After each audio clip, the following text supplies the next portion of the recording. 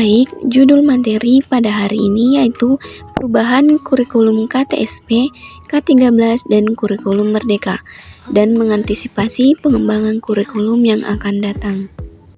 Nah, pada materi yang pertama yaitu mengenai perubahan kurikulum KTSP, yaitu dalam proses belajar mengajar, pembelajaran biasanya terdiri dari 3 langkah utama, yaitu pembukaan, pembentukan kompetensi, dan penutup. Guru harus melakukan pembukaan sebagai tanda pelajaran dimulai. Membuka pembelajaran adalah persiapan untuk mendorong mental siswa dan mendorong mereka untuk fokus pada belajar, menurut Rahman dan Prasetyo pada tahun 2023. Selanjutnya pada materi yang kedua yaitu perubahan kurikulum K13. Nah, kurikulum 2013 mengadopsi pendekatan ilmiah, saintifik, yaitu yang mendorong siswa untuk mengamati, bertanya, menalar, mencoba, dan membentuk jaringan.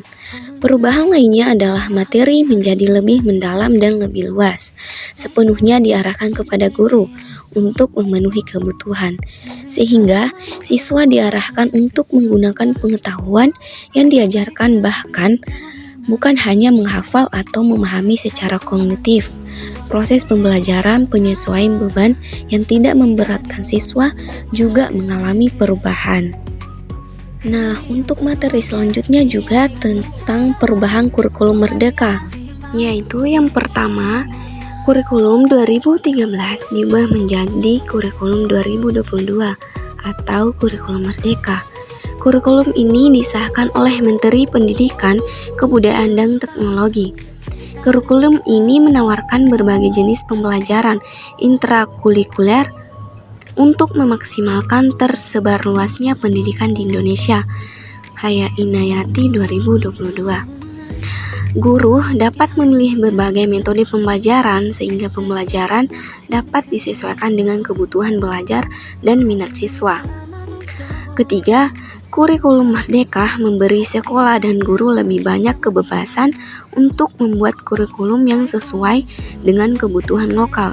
Namun, keberhasilan pelaksanaan kurikulum ini dipengaruhi oleh kesulitan meningkatkan kemampuan guru dan ketersediaan sumber daya, menurut NISA tahun 2021. Pada materi sebelumnya sudah dijelaskan tentang perubahan kurikulum KTSP, K13, dan perubahan kurikulum Merdeka. Nah, sekarang kita masuk kepada materi antisipasi pengembangan kurikulum yang akan datang. Yang pertama yaitu ketidakstabilan pendidikan mempengaruhi kurikulum. Herman Kahn menyatakan bahwa masa depan dan masa lalu bukan sebuah garis lurus. Perkembangan ilmu pengetahuan telah memberikan informasi baru dan bahkan dapat merubah kesimpulan masa lalu.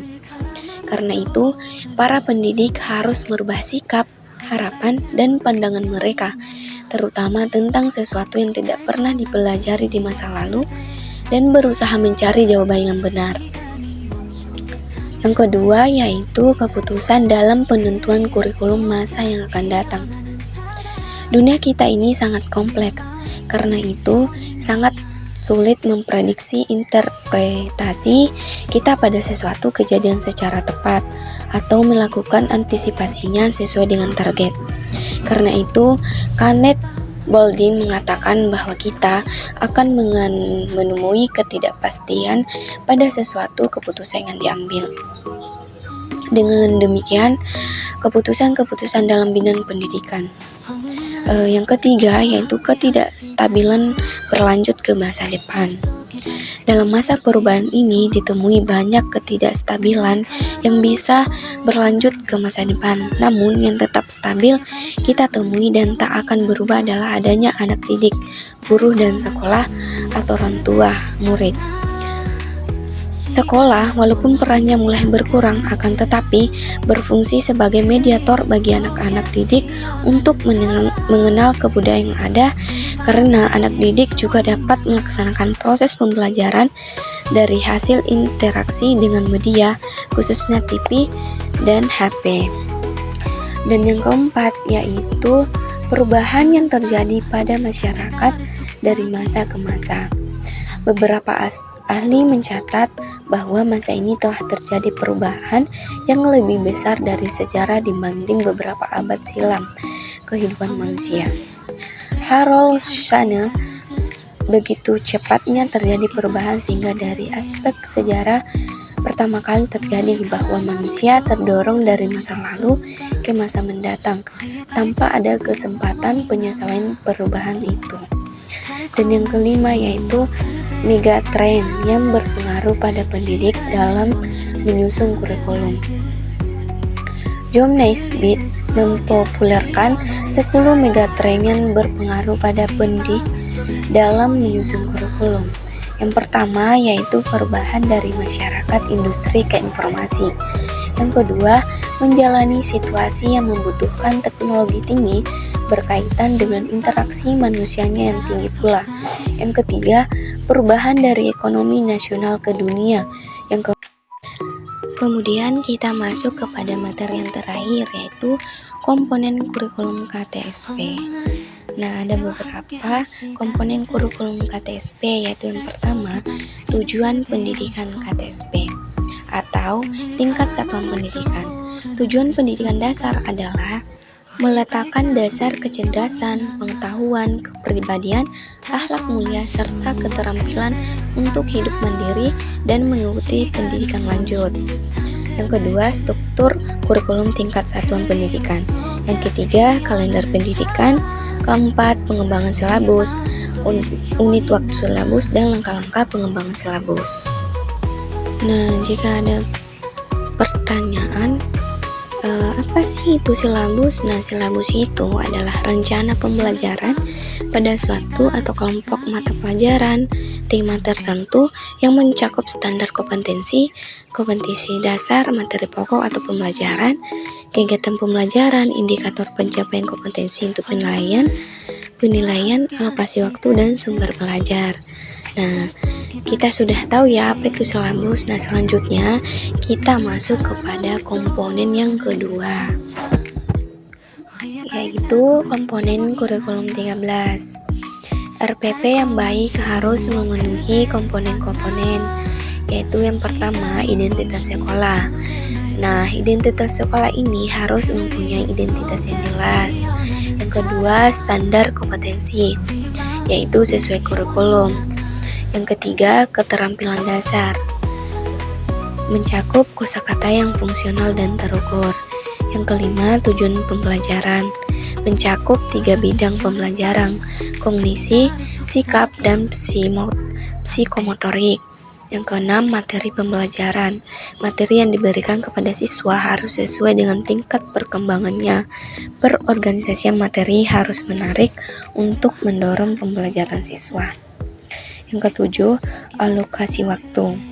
Atur waktu yang wajar sesuai dengan kebutuhan setiap langkah. Kedelapan, metode pengajaran. Ketetapan pemilihan metode.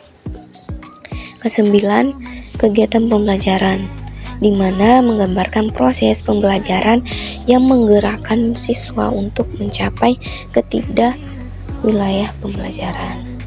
Menilai hasil pembelajaran mengacu pada tujuan pembelajaran. Dan yang terakhir yaitu adanya sumber belajar, yaitu berbagai jenis sumber belajar. Kofia Hakiki tahun 2019. Selanjutnya, komponen kurikulum merdeka. Nah, pada kurikulum merdeka, guru memiliki kebebasan untuk menghasilkan, memilih, dan mengadaptasi modul pembelajaran yang sudah ada berlandaskan keadaan, atribut, dan kebutuhan khusus siswa mereka. Jadi, di dalam modul ajar memiliki kriteria yakni yang pertama, dasar. Pahami prinsip-prinsip setiap disiplin ilmu melalui pertemuan pendidikan di banyak bidang studi.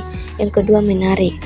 Nah, bermakna dan menantang, merangsang minat siswa dalam belajar dan mendorong siswa untuk aktif dalam proses pembelajaran. Yang ketiga, relevan dan cocok untuk keadaan tertentu. Keempat, berkelanjutan. Kaitkan kegiatan belajar dengan tahapan belajar masing-masing siswa. Menurut Rahmadayanti dan Hartoyo tahun 2022. Jadi, sampailah kita ke penghujung presentasi pada kali ini. Kita masuk kepada kesimpulan. Nah, jadi kesimpulan dari materi pada hari ini yaitu KTSP atau kurikulum tingkat satuan pendidikan menekankan pada otonomi sekolah dalam merancang kurikulum yang sesuai dengan kebutuhan lokal. Namun, implementasi yang bervariasi menyebabkan ketidakmerataan kualitas pendidikan. Kurikulum 2013 memperkenalkan pendekatan berbasis kompetensi, menekankan pada pengembangan karakter dan keterampilan siswa. Ke-13 berfokus pada integrasi pengetahuan, keterampilan dan sikap, serta penilaian lebih holistik. Meskipun bertujuan untuk meningkatkan kualitas pendidikan, tantangan dalam pelatihan guru dan sumber daya masih ada. Dan kurikulum merdeka dikenalkan untuk memberikan fleksibilitas lebih dalam proses pembelajaran dengan pendekatan yang berpusat pada siswa. Dan pengembangan kurikulum masa depan diharapkan dapat mengantisipasi tantangan global seperti perkembangan teknologi dan kebutuhan industri. Kurikulum harus bersifat responsif dan relevan dengan melibatkan stakeholder dalam proses perancangan.